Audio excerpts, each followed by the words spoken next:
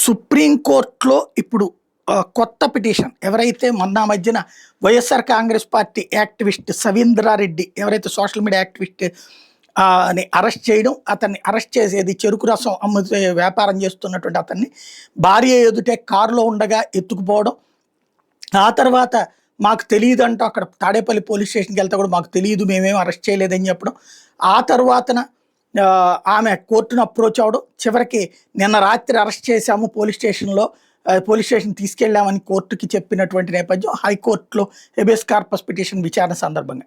అదే సందర్భంలో అతన్ని రిమాండ్ ఇవ్వద్దని తేల్చి చెప్పినటువంటి హైకోర్టు అతన్ని అరెస్ట్ చేసిన తీరు, వీళ్ళు చెప్పిన డేట్లు, టైము మొత్తం తేడా ఉన్నటువంటి నేపథ్యంలో దాని మీద విచారణకు ఆదేశించింది. ఏకంగా సిబిఐ విచారణకు ఆదేశించింది హైకోర్టు ధర్మాసనం. ఈ నేపథ్యంలో తాజాగా ఈ వ్యవహారం మీదన వెనక్కి తగ్గదలుచుకోలేదు ఆంధ్రప్రదేశ్ ప్రభుత్వం. పోలీసులకు పూర్తి స్వేచ్ఛనిచ్చింది, లేదా ప్రభుత్వమే నేరుగా నడుపుతోంది.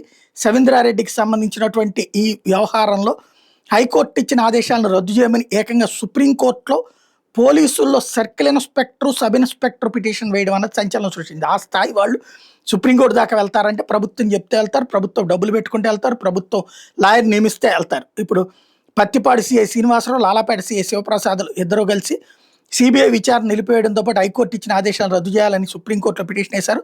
సవీంద్రారెడ్డి కేసులో సిబిఐతో దర్యాప్తు చేయాలని హైకోర్టు ఇచ్చిన ఆదేశాల మీద ఏపీ హైకోర్టులో రీకాల్ పిటిషన్ కూడా దాఖలు చేశారు. మరోవైపు తాడేపల్లి సిఐ వీరేంద్ర. ఇది ఓవరాల్గా జరుగుతున్నటువంటి కొత్త తంతు.